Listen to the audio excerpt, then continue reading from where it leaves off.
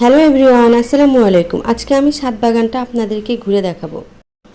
আমি যখন ভিডিওটি করছিলাম তখন 6টা বাজে। দেখেন রোদ উঠেছিল বলে আকাশটা কত সুন্দর লাগছিল। আকাশটা কি সুন্দর লাগছে, নীল কালারের আকাশ, অনেক সুন্দর লাগছে। আল্লাহর কি অপরূপ সৃষ্টি, মাশাআল্লাহ।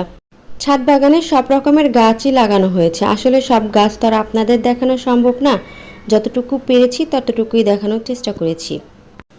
রোদ উঠেছিল কিন্তু বাতাস ছিল বলে রোদটা খুব একটা গায়ে লাগছিল না। দেখেন কাঠগোলাপ খয়েরি, এটা হচ্ছে খয়েরি কালারের কাঠগোলাপ, সাথে অনেকগুলো গোলাপ ফুল গাছ আছে। এটা হচ্ছে মিষ্টি করমচা।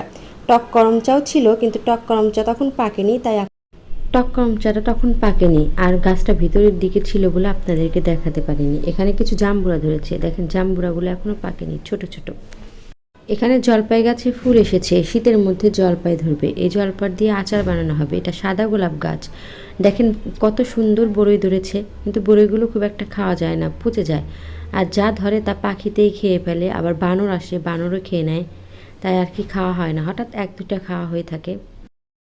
কিছু মানুষকে যত্ন নেওয়ার পর, ভালোবাসার পরেও তারা বিশ্বাসঘাতকতা করে, কিন্তু গাছপালাকে ভালোবাসলে, যত্ন নিলে তারা বিশ্বাসঘাতকতা করে না। আর গাছপালা থাকলে মনও ভালো থাকে আর সময়ও পার হয়ে যায়। তো গাছপালাকে যত্ন নিলে, ভালোবাসলে মন ফ্রেশ থাকে, তাই আর কি গাছপালা লাগানো। শখের বশে গাছপালাগুলো লাগিয়েছি।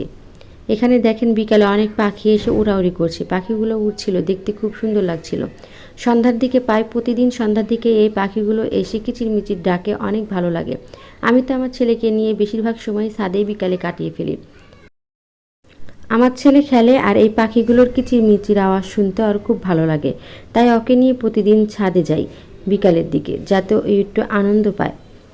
আজকে তাহলে এখানেই বিদায় নিচ্ছি। আল্লাহ হাফেজ।